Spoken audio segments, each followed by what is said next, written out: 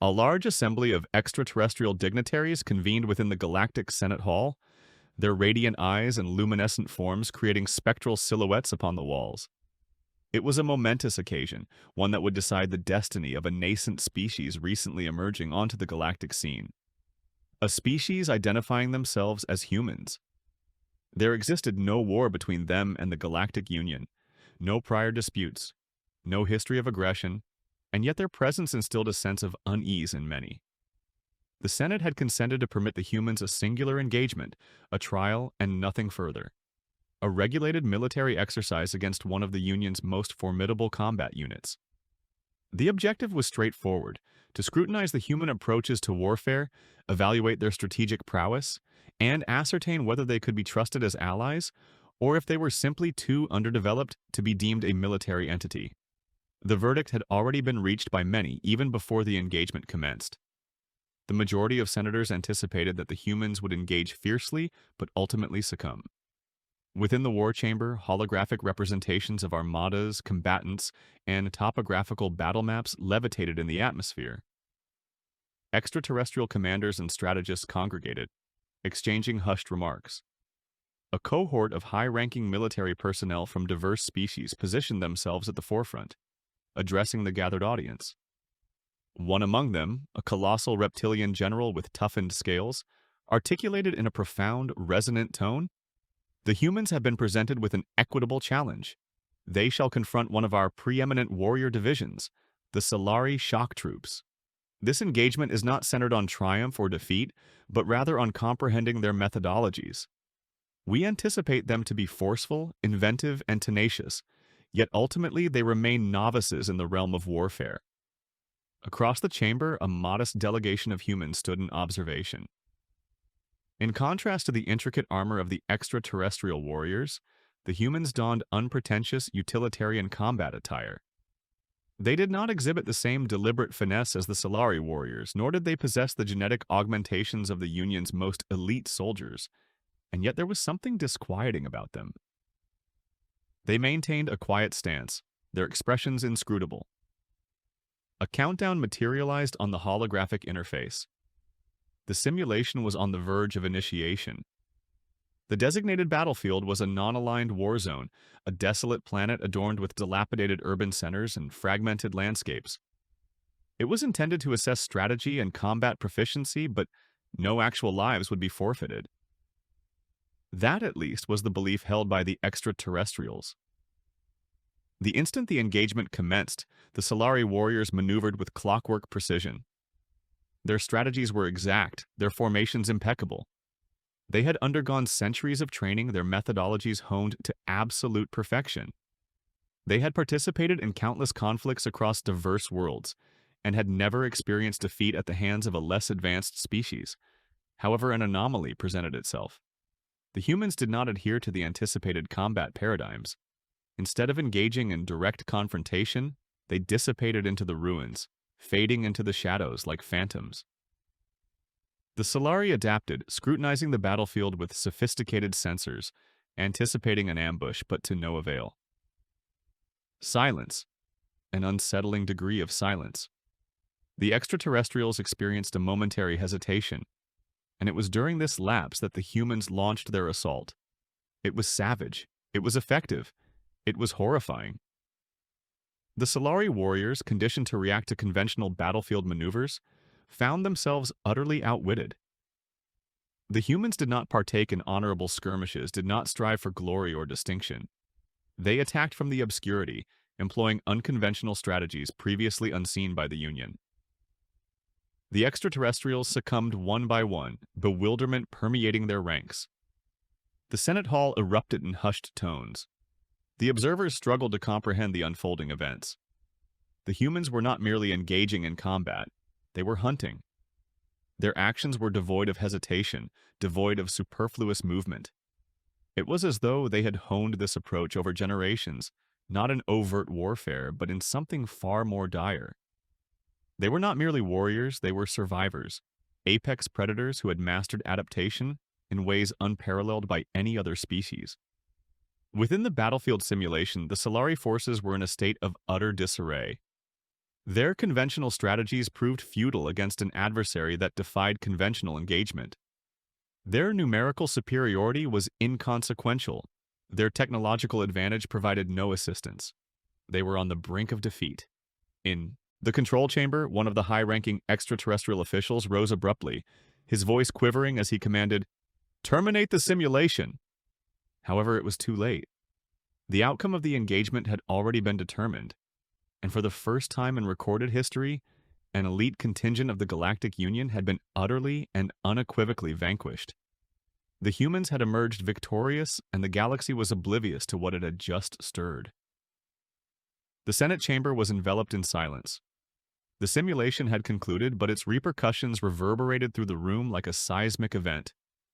The assembled extraterrestrial dignitaries, military commanders, and strategists fixated on the frozen battlefield display where the final Solari warrior had fallen. The once formidable force had been reduced to insignificance, obliterated by a species that had never before participated in a galactic conflict. For an extended moment, no one uttered a word. Subsequently, a Solari war counselor slammed a fist against the metallic table, his carapace-like integument glowing crimson with fury. "This is intolerable. The simulation must have been compromised. There is no conceivable way the humans could have—" "They did." The frigid articulation of a Vareth diplomat pierced the chamber. The Vareth were renowned for their rational, dispassionate approach to governance, but even their representative exhibited signs of unease. The engagement was impartial, the conditions were regulated, and yet the humans showcased combat expertise far surpassing our anticipations. The Solari general, still positioned at the chamber's epicenter, clenched his talons. His lineage had cultivated their reputation on warfare for centuries. They had been esteemed as one of the most perilous species in the galaxy, and now they had been dismantled like mere practice targets.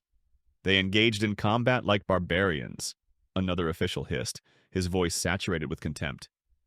They did not adhere to honorable combat protocols. They ambushed, they deceived, they triumphed. All attention shifted to the source of the utterance. A human stood at the chamber's periphery, arms folded.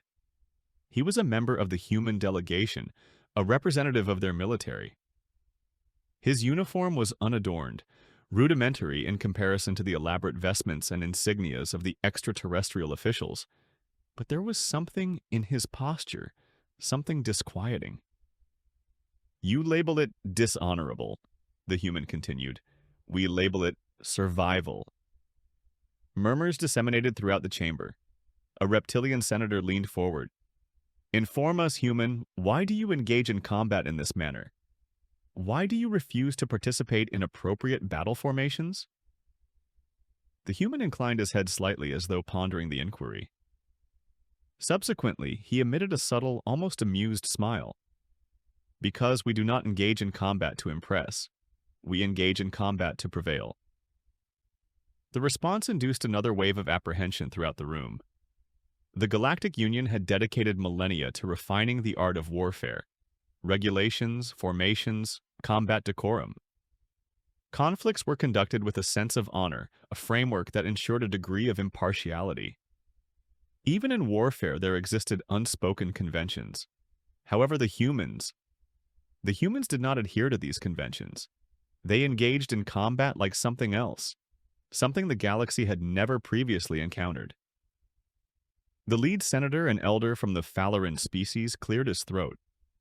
His lineage was renowned for their sagacity, and he had been among the few who had advocated for observing the humans rather than dismissing them outright. He selected his subsequent words with deliberation. "Human," he stated, "your methodologies are efficacious. That much is irrefutable, but tell me, how did your people acquire the knowledge to engage in combat in this manner? What molded such strategies?" The human's expression darkened slightly. He surveyed the assembled extraterrestrials, the species who had only known warfare as a matter of strategy and distinction. "You desire to comprehend how we learn to engage in combat?" His voice was subdued, but it resonated throughout the room. "We were not afforded a choice." A hush descended upon the chamber. The human took a deliberate step forward. We originate from a world where everything sought to extinguish us. The climate, the fauna, even the terrain itself.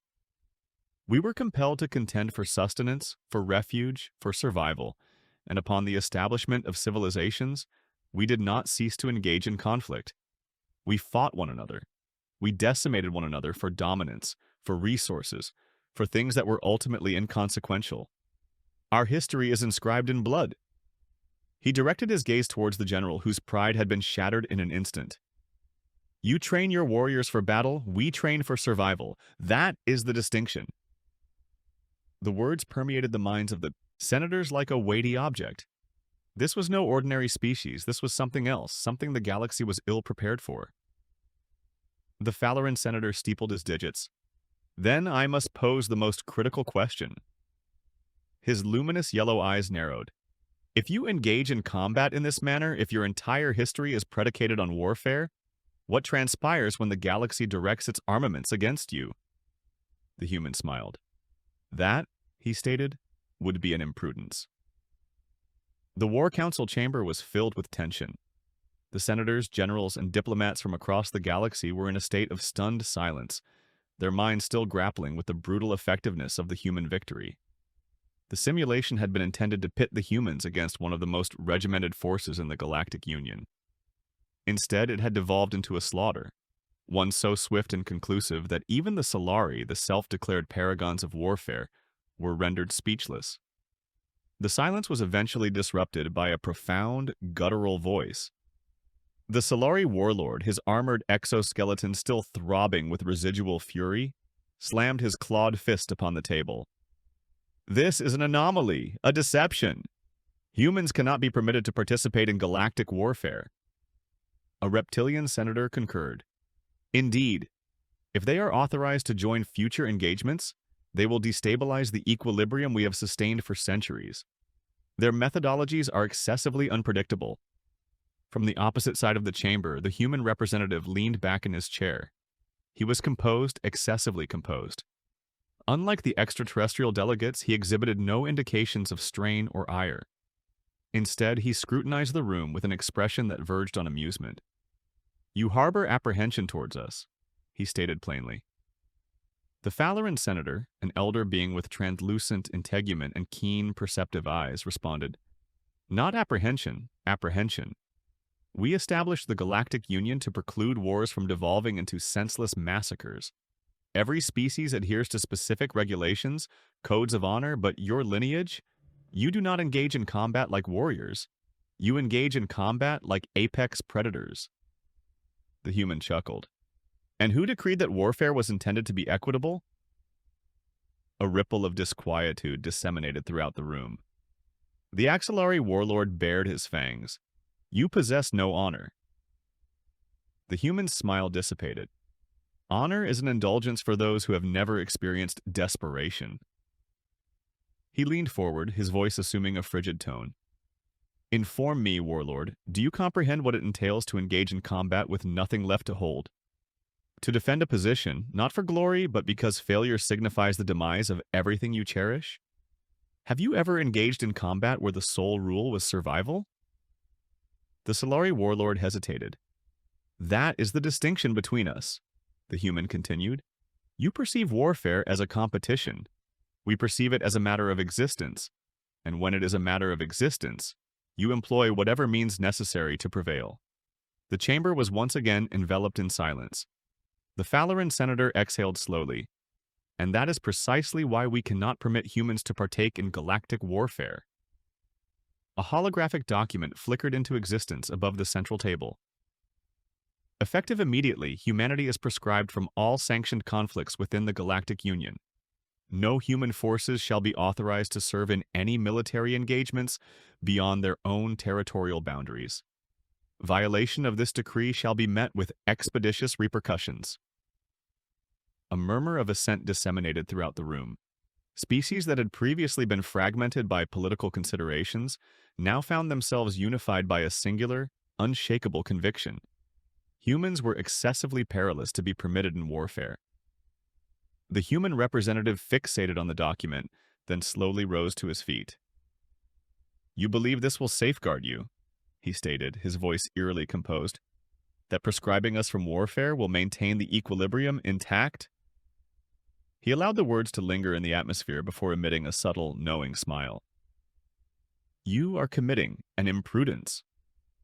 With that, he pivoted and exited the chamber, leaving the galactic leaders with a protracted sense of foreboding. The Galactic Union was under the impression that they had resolved the issue by prescribing humanity from warfare. They believed they had eradicated the menace, ensured equilibrium, and preserved the so-called honor of warfare. But what they failed to comprehend was elementary. Humans did not require authorization to engage in combat. The initial manifestations of their decision emerged mere weeks after the enactment of the decree. A minor altercation erupted in the outer reaches, a contested zone where several factions vied for dominion. Initially, it appeared to be a typical border dispute. Fleets clashed, planets exchanged, hands and the bureaucracy of warfare commenced. However, a shift subsequently occurred. Entire armadas belonging to the dominant factions commenced vanishing, not defeated, not retreating, simply absent. Initially, the Galactic Union attributed it to piracy or internal treachery, but then came the survivors, fragmented, traumatized, recounting in hushed tones something they could not comprehend. Vessels that engaged in combat like phantoms, armaments that never fired in the same manner twice, a force that adapted mid-engagement, altering strategies with horrifying precision, and most disconcertingly, an adversary that never took prisoners. The rumors proliferated rapidly. The Union hastened to identify the nascent menace, deploying armadas, spies, and intelligence analysts into the enigma. Who was accountable? Which rogue faction had developed such an efficacious, ruthless war machine? Subsequently, the inaugural transmission arrived. It was an unpretentious message broadcast across every known channel, a distorted voice articulating in clear, deliberate terms. You decreed that we could not participate in your conflicts. You never stipulated that we could not engage in our own. Panic ensued. The Senate convened emergency sessions. The warlords demanded action. Some advocated for an immediate pursuit of the unidentified force. Others favored negotiation. But those who had confronted the nascent adversary firsthand already comprehended the verity. This was not some unidentified faction. It was not a nascent species ascending to prominence. It was humans. The Galactic Union had committed a grievous miscalculation.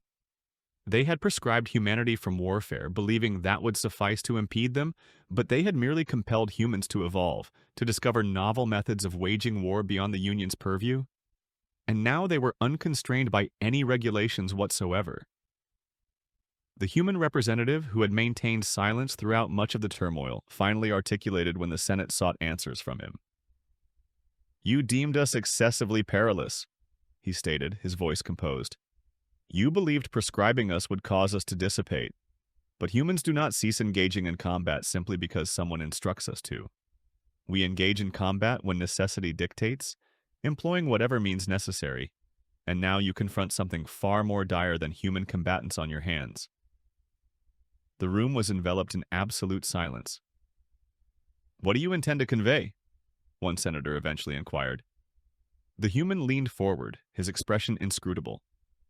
You did not prescribe us from warfare, he paused. You liberated us. And somewhere in the frigid obscurity of space, the Ghost Fleet maneuvered unseen, preparing for the impending engagements. The Galactic Union hastened to respond. Armadas were deployed, intelligence operatives dispatched across the outer reaches, and bounty hunters were commissioned to track down any indication of human military operations. Yet despite their endeavors, the adversary remained elusive. Engagements would commence and conclude in an instant. Union vessels entering contested zones would abruptly vanish. Entire supply chains were disrupted. Outposts reduced to drifting wreckage. No distress signals, no survivors, merely silence. The burgeoning whispers assumed a designation, the Ghost Fleet. Initially, the Union refused to acknowledge it. Humanity possessed no officially recognized armadas, no declared armies. How could they be waging war on this scale? And yet every pattern, every strategic shift, every impossibly precise assault pointed to one inescapable inference. This was human warfare refined and unrestrained. In a desperate bid to rationalize the turmoil, the Senate demanded answers from the one individual they believed might comprehend, the human representative. He arrived at the emergency summit as composed as ever, entering the chamber while senators and warlords exchanged hushed remarks. The Solari warlord, his patience finally exhausted, rose and directed a clawed digit at him. "We possessed an accord," the warlord growled. "Your lineage was prescribed from warfare." The human smirked. "And yet here we find ourselves?" A Falaran senator slammed a translucent hand against the table. "You are destabilizing the entirety of the outer reaches. Who are they? Mercenaries? Your exiled combatants?" The human leaned forward. "You fail to comprehend, do you not?" His voice was steady, but there was something frigid beneath it. "You believed we required authorization? You believed we required armies, ranks, official declarations? However, humans, we do not engage in combat for the sake of warfare. We engage in combat because necessity dictates." He allowed the silence to linger before continuing. "You sought to maintain the honor of your conflicts. You desired regulations, but warfare is not honorable. It is survival, and you informed an entire species with its genetics and heritage defined by the struggle for survival that they were no longer permitted to adhere to your regulations. So we ceased adhering." A profound disquietude disseminated throughout the chamber. The Axolari warlord growled, "Then inform us, human. Who are they? Who commands this ghost fleet?" The human smirk dissipated. "That is the element you should find most unsettling." His voice was subdued now. "No one commands them." Bewilderment rippled through the chamber. They are not a faction. They are not a government. They are not combatants constrained by directives. They are survivors, engineers, outcasts, veterans, individuals who perceive the prescription not as a constraint but as emancipation. They do not adhere to directives. They do not answer to governments. They possess only one objective: to ensure that no one, no empire, no warlord, no senate ever subjugates them again.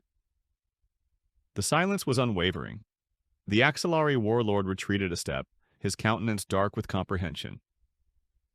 The human exhaled, then leaned back with an almost amused mien. "You endeavored to subjugate us. You endeavored to preclude us from warfare, and in doing so, you transformed us into something you will never be capable of impeding."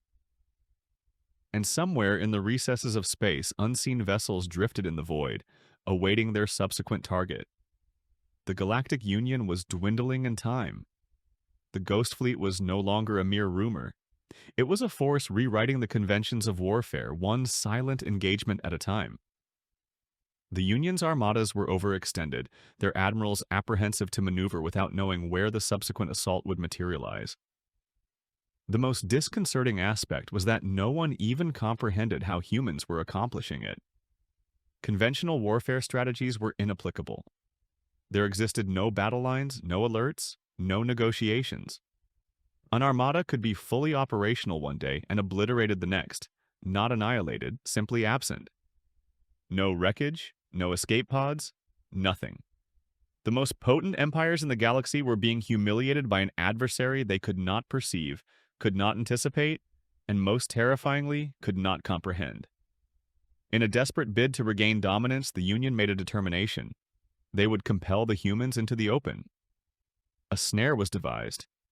A vital supply convoy, shielded by some of the most sophisticated warships in the galaxy, was dispatched through a well-known conflict zone. The convoy transported nothing of value, merely vacant cargo holds and decoy transmissions. But its escort, an armada of sufficient magnitude to reduce a planet to debris. The directives were straightforward: entice the Ghost Fleet, compel them to engage on our terms. For days, the convoy traversed space unmolested. Subsequently, on the 6th day, an alteration occurred. Sensors detected a distortion. It was faint, barely perceptible, but it was present. A ripple in the obscurity as though space itself had shifted. The admiral in command issued the directive. Every armament system was activated, targeting matrices secured. The snare was set. Subsequently, the distortion dissipated. Silence. For nearly an hour, the Armada held its collective breath in anticipation. And then, one by one, the vessels commenced going dark. No explosions, no adversary vessels materializing on sensors, merely silence. The Admiral's voice assumed a frantic tone. "What is transpiring? Report!" No response. He pivoted to his officers only to discover his command deck deserted. Chairs revolved languidly where crew members had previously been stationed. Armament officers, navigation experts, security teams all absent. It was as though they had never existed. His respiration accelerated, his hands trembled. He pivoted to his communications panel, desperately endeavoring to transmit a distress signal, and then from the shadows a voice whispered behind him, "You believed this was a snare." The Admiral's blood turned to ice. That voice, he recognized it, not from a broadcast, not from a negotiation table. It was human. He pivoted slowly, cognizant of what he would observe. A figure stood there, clad in the kind of attire no official military donned. A rogue, a phantom, one of them. The Admiral swallowed with difficulty. What is your desire?" The human inclined his head, a subtle chuckle escaping his lips. "You still fail to comprehend, do you not?" The Admiral clenched his fists. "Then why are you perpetrating this?" The human stepped closer, and the illumination of the command deck flickered, casting shadows across his countenance. "You decreed that we could not participate in your conflicts." His voice was composed, but there was something ancient beneath it, something weary. "So we fabricated our own." And with that, the illumination flickered once more, then extinguished entirely. The final sensation the Admiral registered was the sound of his own respiration, and then, like the remainder of his armada, he was gone. The Galactic Union possessed no articulation, no elucidation, no means of even conceiving what had just transpired. The armada they had dispatched, the most substantial snare ever devised for humanity, had simply vanished. At the core of the Union's high command, panic proliferated like a conflagration. The most esteemed admirals, the most preeminent military minds in the galaxy, all sat in stunned silence. They had underestimated humans once more. For years, the Union had dismissed Earth as a minor entity, a civilization too immature to genuinely stand among the stars. And yet every time they had endeavored to subjugate humanity through diplomacy, through warfare, through treaties, it had concluded in the same manner. Humanity refused to yield, they refused to genuflect. Now it was exacerbated.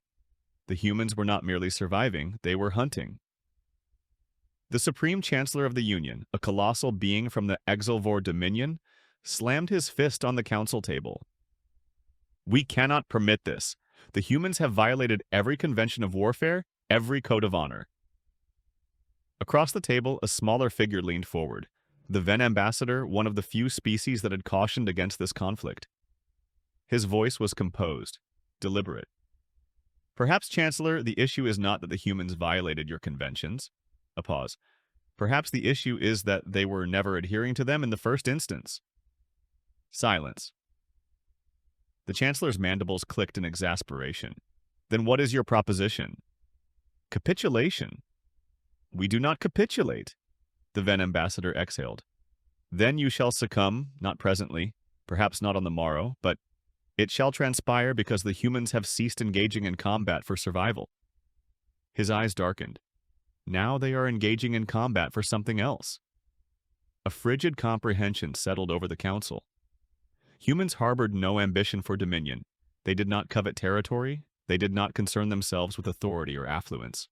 They craved retribution, and retribution possessed no boundaries, no treaties, no terminus.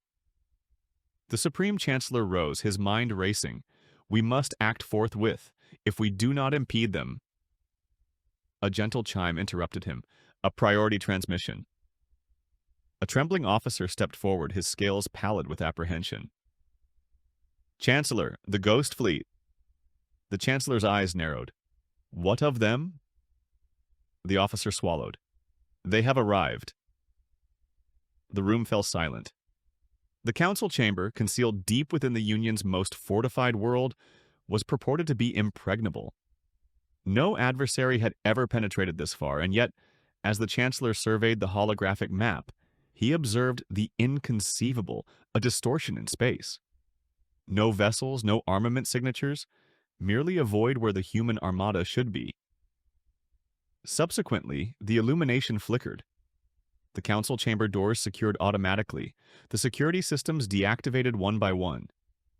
Every defensive measure they had dedicated centuries to refining simply malfunctioned, and then, in the obscurity, a voice resonated throughout the chamber. "You should have permitted us to remain unmolested." The Supreme Chancellor's breath caught in his throat. He pivoted, but there was no one present, merely shadows, and then the conflict truly concluded.